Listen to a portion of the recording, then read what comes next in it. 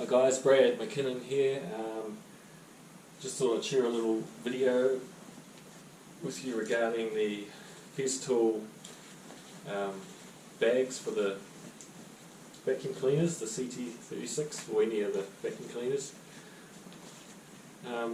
These are quite expensive, and throwing these away every time they fill up is just, you'd be spending a lot of money. So what I like to do is try and reuse them as much as I can, and that means emptying them as they get full.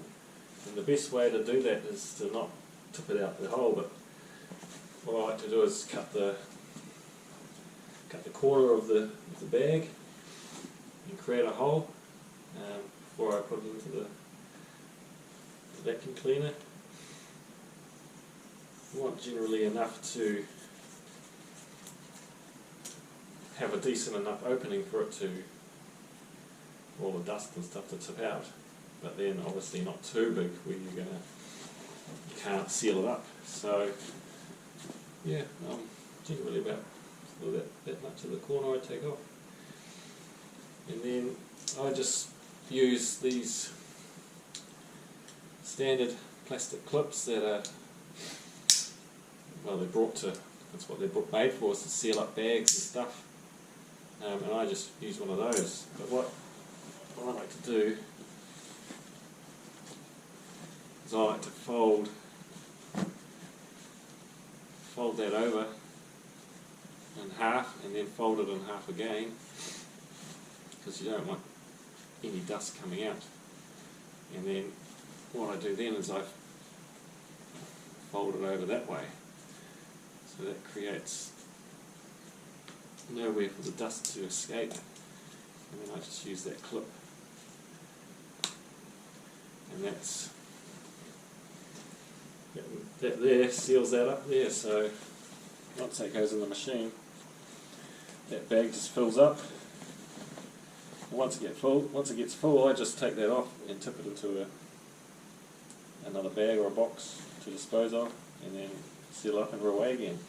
And I generally get about 4 to 6 months out of a bag before it starts sort of letting go around here.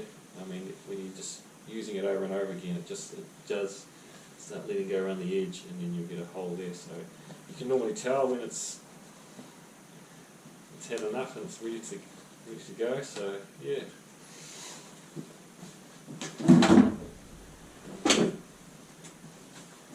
Goes into there like that. And then once that bag's in there, another really good tip is to just there, that seal along there.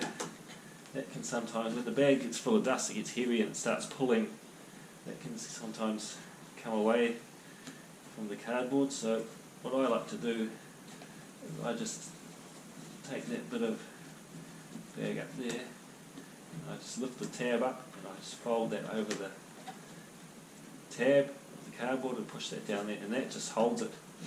So when the weight comes in with all the dust and it's pulling the bag, it's not pulling away the seal from the cardboard. So that's another good tip to increase the longevity of the bag. Yeah, and you can see all these holes in the bag. That's where the suction comes from. And as the dust goes in there, these holes, you can see them.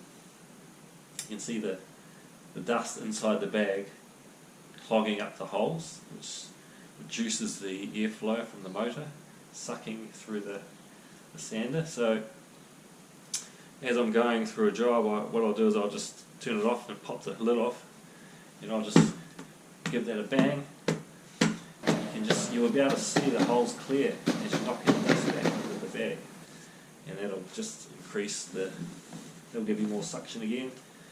And once you've done that multiple times,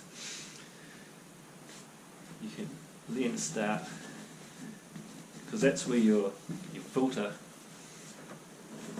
that's where the filter sits right over the bag on the top there. and that's where it's sucking constantly through the bag. So what you can end up doing is just rotating the bag in the